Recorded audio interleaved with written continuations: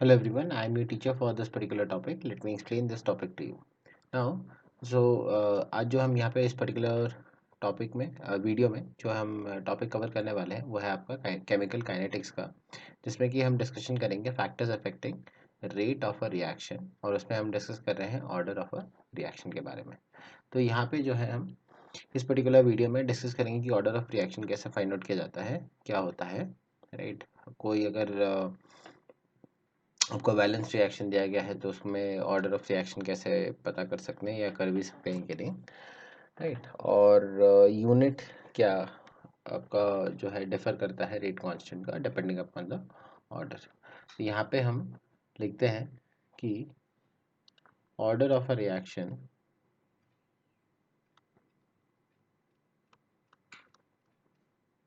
is the summation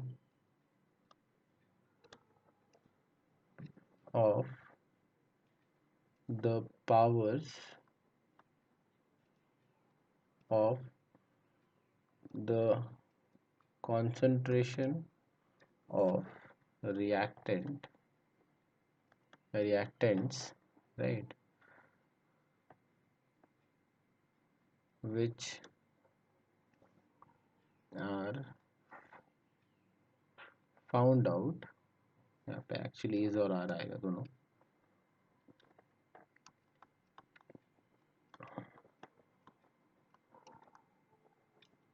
bye experiment, right. सो आपका basically order of reaction क्या होता है, सम्मेशन होता है, राइट, पावर्स का।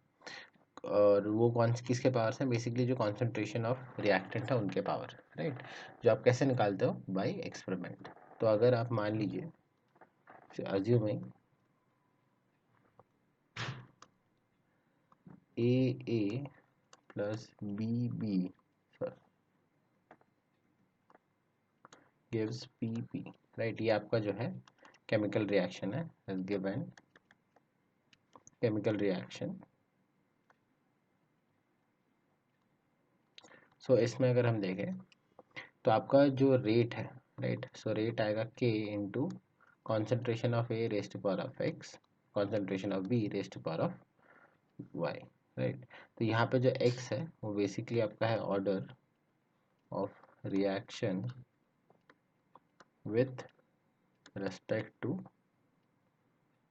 ए, और यहाँ पे जो आपका y है वो है basically order of reaction with respect to b, right. तो अभी यहाँ पे आप अगर मान लीजिए कॉन्सेंट्रेशन ऑफ ए चेंज करते हैं तो वो कितने टाइम्स जो है बेसिकली आपके आर को अफेक्ट करता है, वो बेसिकली आपका डिटरमाइन होता है ऑर्डर ऑफ रिएक्शन से, और इसी तरीके से हम लोग निकालते हैं, राइट। और यहाँ पे हम कहेंगे कि आपका जो x प्लस वाई है वो आपका होगा overall order of reaction, right. So x plus y आपका ओवरऑल ऑर्डर है। अच्छा, अब जो है इम्पोर्टेंट पॉइंट्स जो हम लोग यहाँ पे देखते हैं, पहला कि order of reaction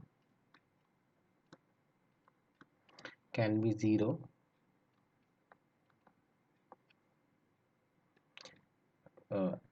positive, integer और फ्रैक्शन, राइट। तो पॉजिटिव इंटीजर हो सकता है, पॉजिटिव फ्रैक्शन हो सकता है, और पॉजिटिव जो है आपके डेसिमल में भी आ सकता है, राइट, ज़ीरो इंक्लूडिंग। अच्छा, दूसरी चीज़, आप अगर यहाँ पे देखते हैं ऑर्डर ऑफ रिएक्शन को कैसे निकालते हैं, तो order of reaction is not related to the balanced stoichiometry metric coefficient। तो ये stoichiometric coefficient से जो है कहीं से भी आपका वो रिलेटेड नहीं होता है, hence can't be predicted from it, ठीक है। तो आप जो है उससे प्रिडिक्ट नहीं कर सकते हो। अच्छा, तो ये हुए आपके ऑर्डर ऑफ रिएक्शन के बारे में। अब जो है हम लोग यहाँ पे बात करेंगे यूनिट ऑफ रेट कांस्टेंट के, राइट। सो अगर हम यूनिट ऑफ रेट कांस्टेंट की बात करें, सो हम लोग यहाँ पे रेट कांस्टेंट कहाँ पेयर होता है, आपका रेट लॉ में पेयर होता है, राइट। सो रेट लॉ अगर मान लीजिए हम लिखते हैं कि आपका आर है k multiplied by A raise to power of x to B raise to power of y दिया है, right. So concentration of A और बी, इसका यूनिट क्या होगा, इसका यूनिट होगा आपका मोल पर लीटर के बराबर, राइट।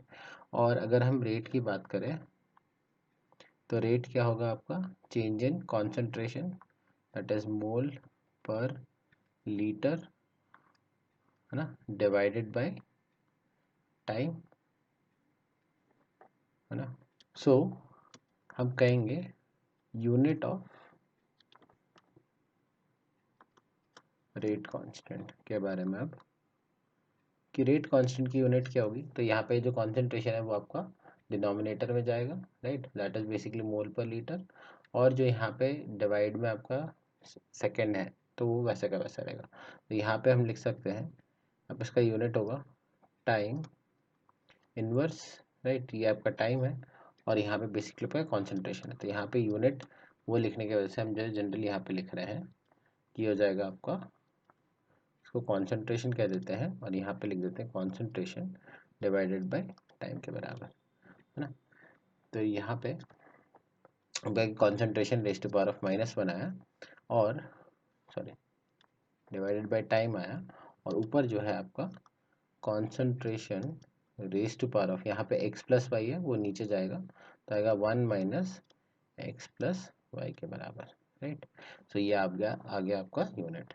सो हम यहाँ पे कहेंगे if order of reaction is